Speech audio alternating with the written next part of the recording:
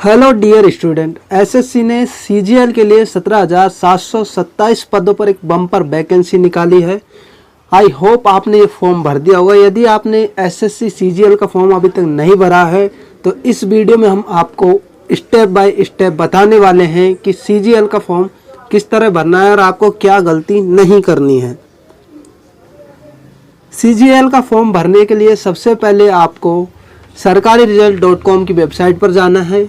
वहाँ पर आपको एसएससी सीजीएल 2024 अप्लाई ऑनलाइन मिलेगा, उस पर क्लिक करना है। इसके बाद आपका जो सीजीएल का नोटिफिकेशन है वो आपको दिख जाएगा। वहाँ पर आप कितनी वैकेंसी है, कब से कब तक फॉर्म भरना है, एज लिमिट क्या है, फीस कितनी रहने वाली है और कौन कौन सी वैकेंसी के लिए आप अप्लाई कर सकते हैं। आप यहाँ पर देखेंगे कि जेएसओ के लिए आपको या तो 12th में मैथ होनी चाहिए या फिर ग्रेजुएशन में स्टैटिक्स सब्जेक्ट होनी चाहिए। इसके बाद आपको नीचे स्क्रॉल करना है, जहाँ पर आपको मिलेगा अप्लाई ऑनलाइन। आपको अप्लाई ऑनलाइन पर क्लिक करना है। इसके बाद आप एसएससी की ऑफिशियल वेबसाइट पर पहुँच जाएंगे।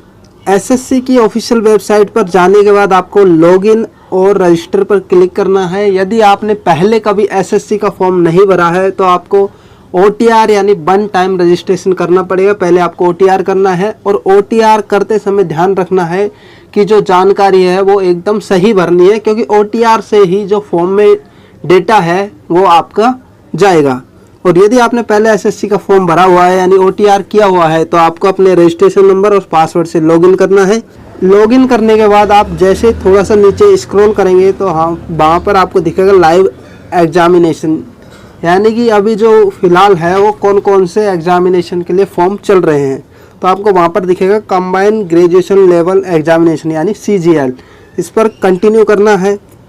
और यदि आपने पहले भी फॉर्म आधा भरा हुआ है या थोड़ा भरा हुआ है तो आपको माई एप्लीकेशन पर क्लिक करना है और वहाँ आपको फॉर्म मिलेगा, उस पर कंटिन्यू करना है। इसके बाद आप आ जाएंगे, फर्स्ट आएंगे पर्सनल डिटेल पर। यह डिटेल आपकी OTR के माध्यम से अपने आप फिल हो जाएगी, इसलिए OTR में आपको डिटेल भरते समय सारी चीज़ें करेक्टली भरनी है।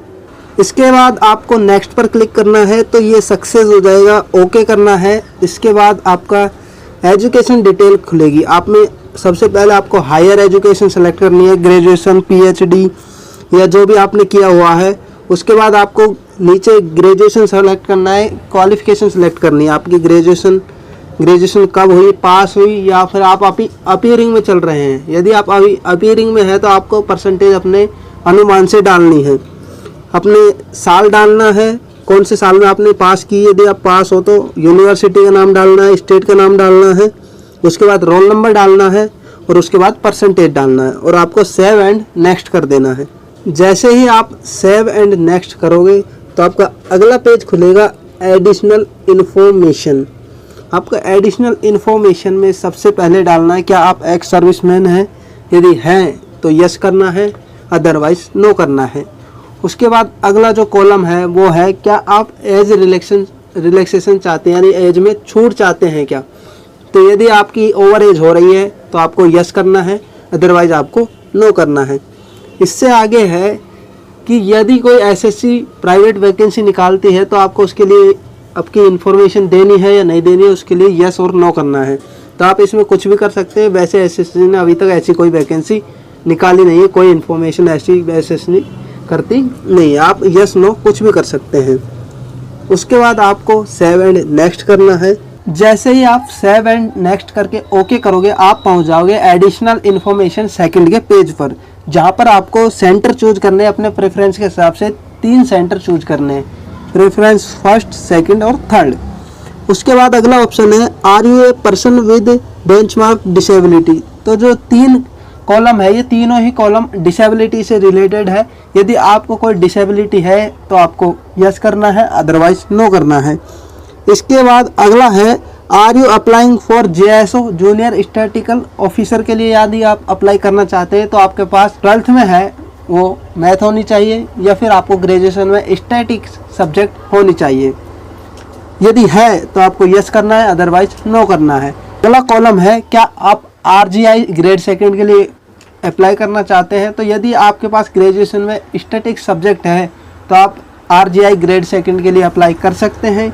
यस करना है और नीचे EQ यानी एजुकेशन क्वालिफिकेशन वाले कॉलम में भी यस करना है। इसके बाद आपको सेव एंड नेक्स्ट करना है और ओके करना है।